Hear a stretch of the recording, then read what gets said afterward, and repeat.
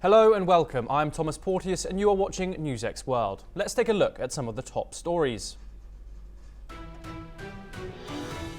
In the Middle East, a senior Hamas leader was killed in an Israeli strike. Ismail Barhoum, the group's head of financial affairs, was killed in a strike on the main medical facility in Khan Yunis.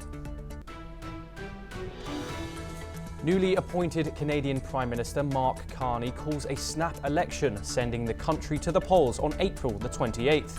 The election comes as the country faces a trade war and threats of annexation from Donald Trump.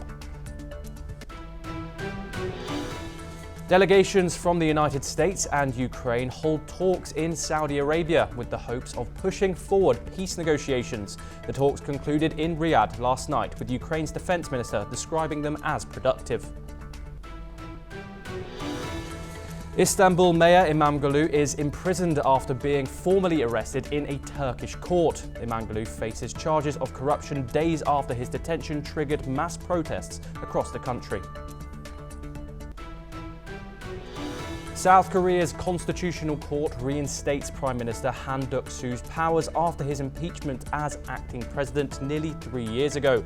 The court ruled 7-1 to strike down Han's impeachment, where he stood accused of not opposing Yoon Suk-yeol's martial law declaration. Israel's cabinet passed a vote of no confidence in its Attorney General days after the state's highest court blocked the cabinet's dismissal of its internal security head. The Attorney General had openly cautioned Prime Minister Netanyahu against trying to replace the Shin Bet chief. In the Democratic Republic of Congo, Rwanda-backed M23 rebels say that they will withdraw forces from a seized town in support of peace efforts. The Congolese government says it hopes the move will be translated into concrete action. The Israeli military has confirmed a targeted strike on a Hamas operative inside Gaza's Nasser hospital. The IDF and Israel Security Agency says the operation was based on extensive intelligence and used precise munitions to minimize damage. Israel accuses Hamas of using civilian sites, including hospitals, to plan attacks. Officials say this tactic endangers Palestinian civilians and violates international law. The IDF vows to continue its operations against Hamas, saying it will eliminate threats to Israeli citizens. Hamas says that an Israeli airstrike on Nasser Hospital in Gaza killed senior Hamas official Ismail Barhoum and his aide. He, who is the head of Hamas's financial services, was receiving treatment after a previous airstrike.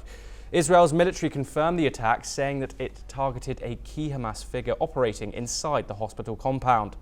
The Hamas-run health ministry reported several injuries, including medical personnel. Meanwhile, the EU's foreign policy chief, Kaja Kallas, reacted to Hamas's situation in Cairo.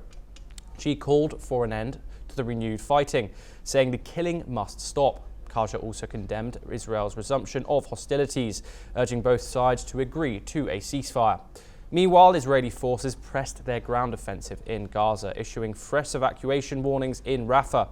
Leaflets urged civilians to flee as Israeli troops advanced. The assault comes amid escalating tensions with deadly clashes in Lebanon and missile attacks from Yemen. Humanitarian corridors worsen with displaced Gazans struggling for food and aid.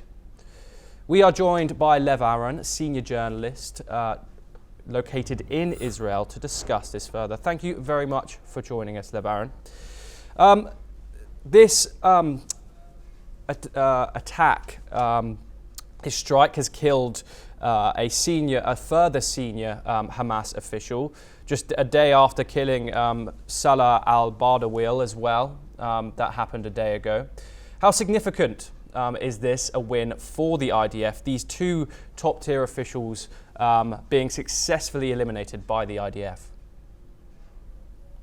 We cannot play it down because we see that the Egyptians are suggesting a new compromise between Hamas and Israel.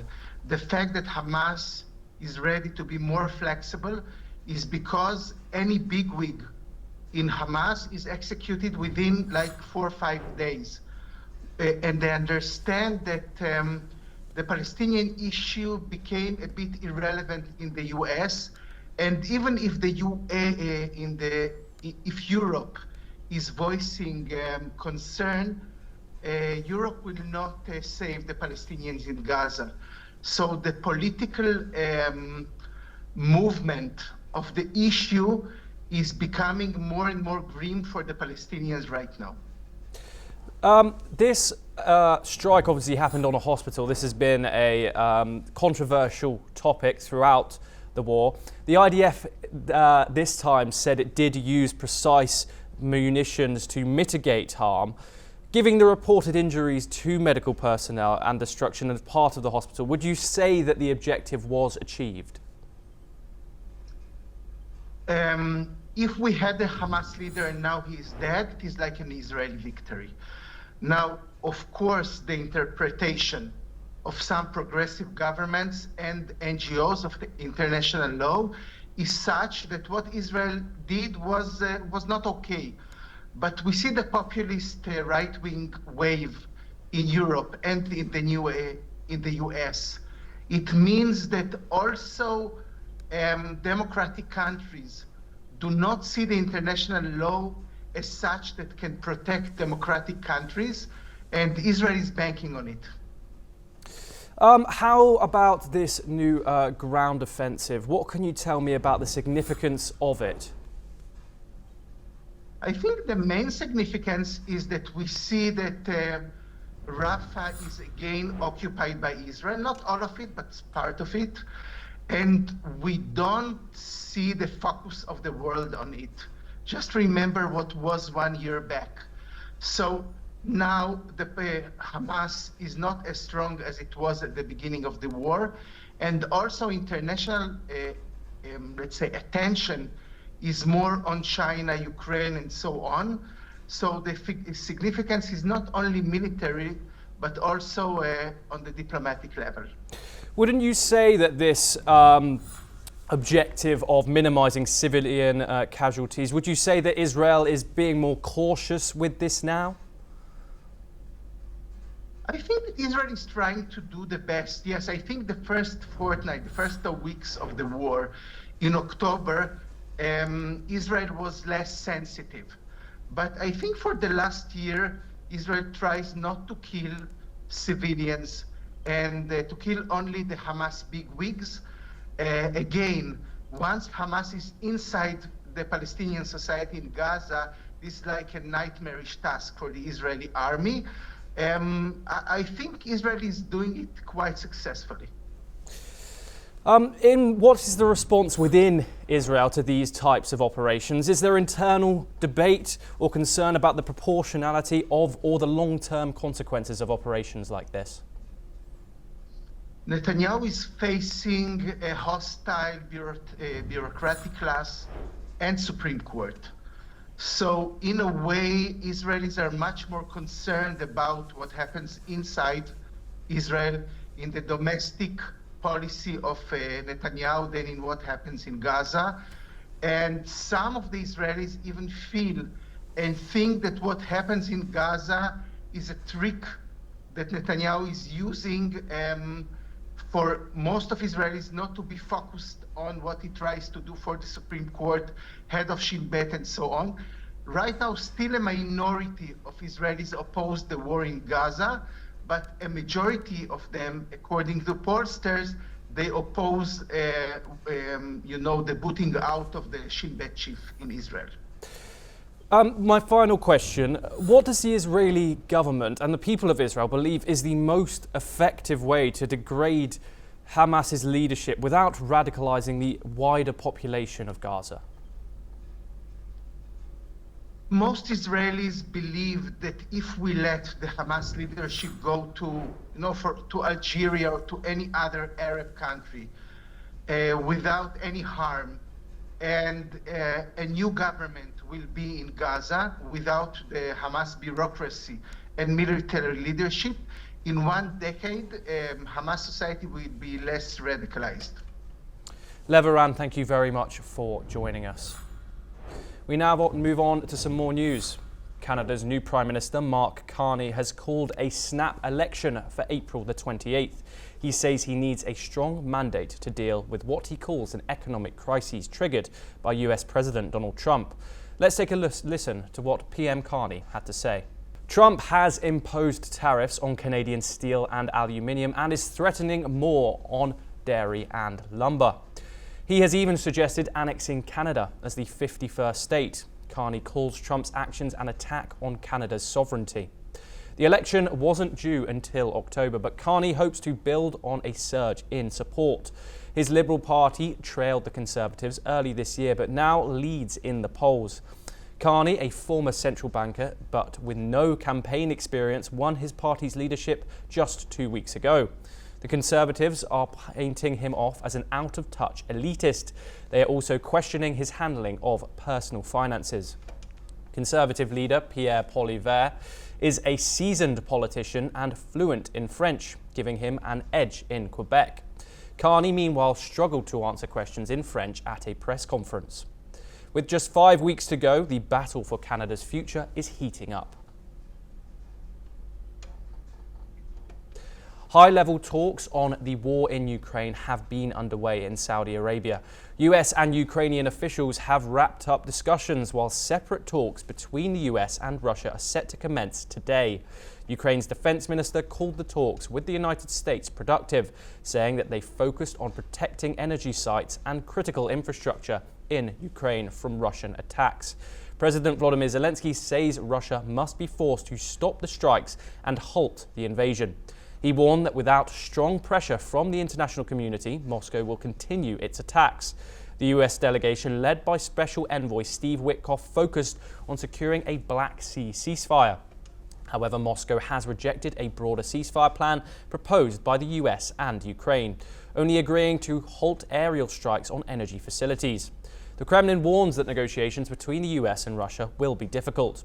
Russia says its main goal is discussing a possible return to a grain export deal, which it withdrew from last year. President Trump wants a rapid end to the war, but with differing positions from both sides, a lasting agreement remains uncertain. We are joined by Dr. Vesayin Ivanov-Popovsky, Professor and Vice Dean of Jindal Law School, located in New Delhi. Thank you very much for joining us.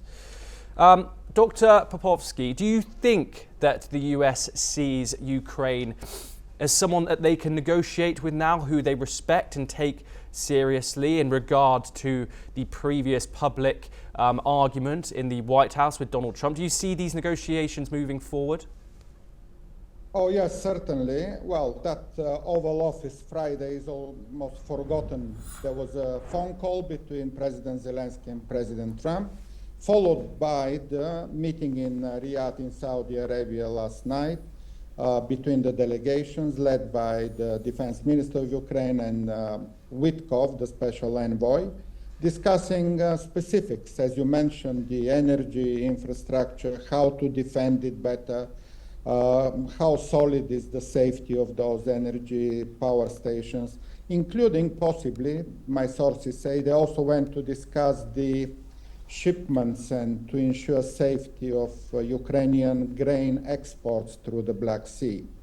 The big question, although, remains what will be the Russian response to the comprehensive ceasefire, which already was agreed back in Riyadh a week ago. Ukraine unconditionally accepted the US proposal for comprehensive ceasefire on land, sea, and air, and what remains to be seen when Moscow will get to that too.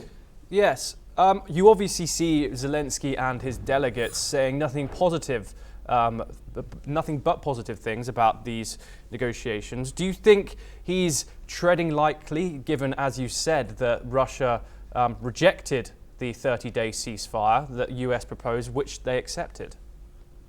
Obviously, the question tonight, when the Russians and the Americans will speak, will be what else Russia wants before agreeing on a 30-day ceasefire. And certainly the non-cooperative side is the Russian delegation here, not the Ukrainian. I simply doubt that there will be much progress tonight, and I wonder how long it will take for the United States delegation to realize which side is not cooperative here. And it's obviously for every observer in the world that it is the Russian side that does not cooperate. So at some point, President Trump should realize that and get a strong accusation of that Russian non-cooperation. Dr. Popovsky, Steve Witkoff, Donald Trump's special envoy, said in an interview recently, he praised Russian President Vladimir Putin, calling him a very smart guy. Why do you think that he admires Putin so much, and what are Russia doing differently than Ukraine to gain the US's trust? I wouldn't pay much attention to that. These are polite words. Obviously, Donald Trump and Witkoff make those compliments to Russia. I don't see any point of doing that. In fact, they should do exactly the opposite, have a tough voice rather than politeness. In serious negotiations, those things do not matter. But yes, I guess it comes from Donald Trump. Witkoff follows what Donald Trump tells him. And that's why he has constantly a very perverted picture of the history of the conflict. They follow the Russian propaganda. So that's what Russians are very kind of tricking the Americans into their own narrative, totally wrong and totally incorrect. But Russians are KGB's masters in doing those things, manipulating the opponent and telling lie after lie. And again, the question is when the intelligence of Witkoff, apparently they are not very intelligent, both Trump and Witkoff, will realize that what the Russians are saying are manipulations. Given the lack of trust between the both sides, how long do you think it will be, if ever, that Ukraine and Russia get into a room and negotiate here in Saudi Arabia? There is obvious a kind of narrative, a sort of narration that Donald Trump and his special envoy are pushing. What do you think? Do you think this is helping the cause? Do you think this constant kind of publicity of these talks are helping the cause? Hold Russia and Ukraine maybe to account in the publicity of the Truth Social posts? What are your thoughts? Excellent questions, Thomas.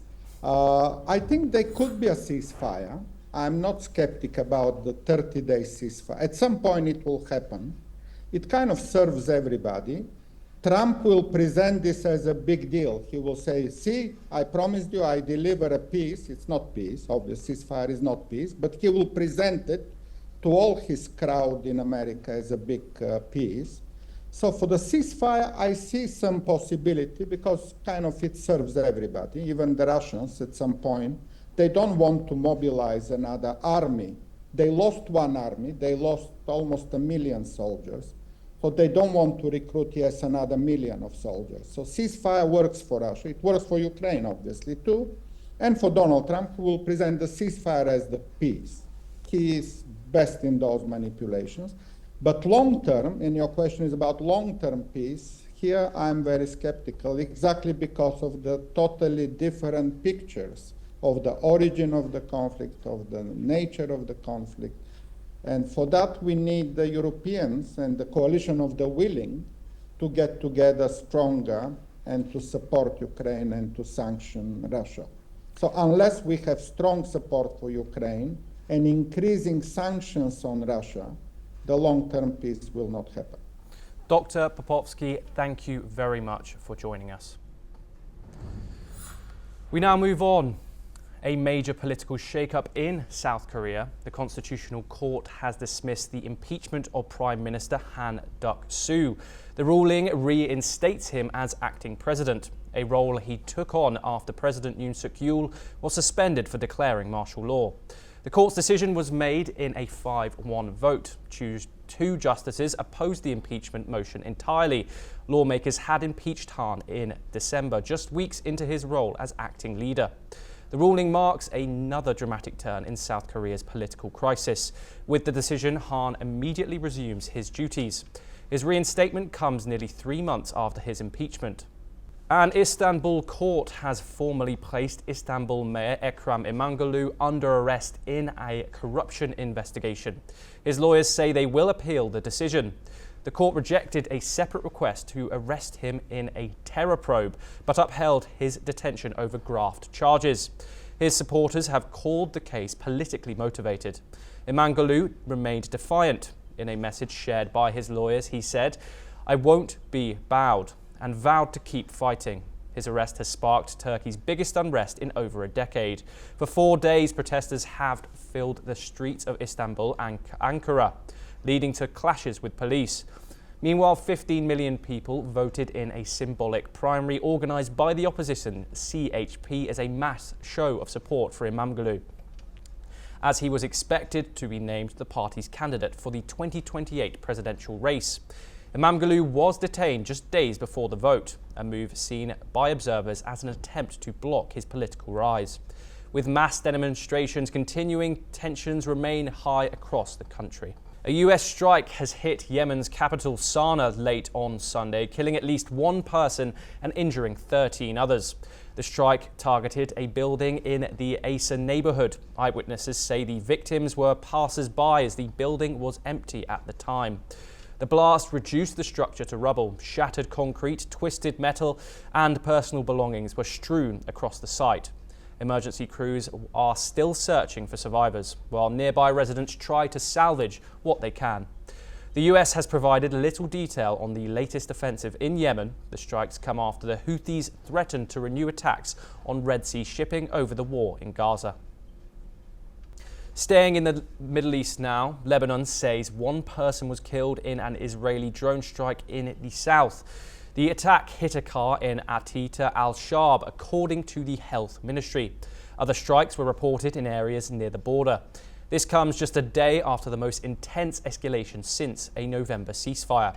7 people were killed on Saturday, including a Hezbollah official in Tyre. Israel says these strikes were a response to rocket fire.